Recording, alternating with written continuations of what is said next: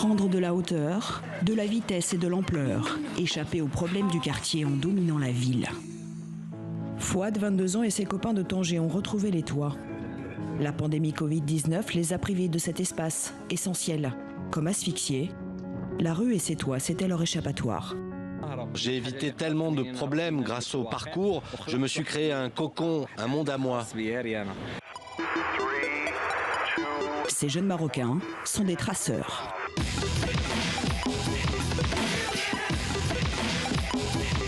Ils pratiquent le parcours, un sport urbain né dans les années 90 en banlieue parisienne, qu'ils ont découvert à l'adolescence avec le célèbre film des Yamakasi, sorti en 2001.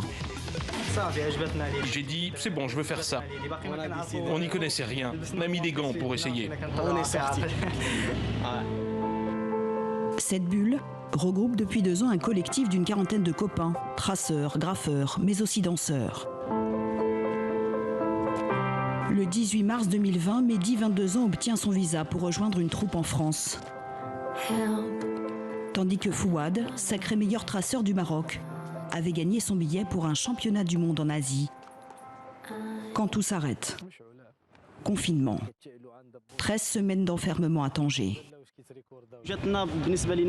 Pour nous, c'était très difficile, parce que tu restes à la maison toute la journée, quand tu essaies d'aller t'entraîner, les autorités te pourchassent, c'est impossible de pratiquer.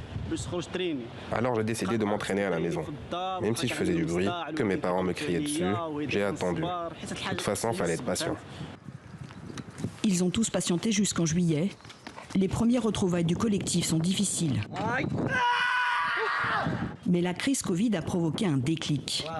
Badr, comme les autres, rêve de construire son propre parcours. En août, rêve exaucé.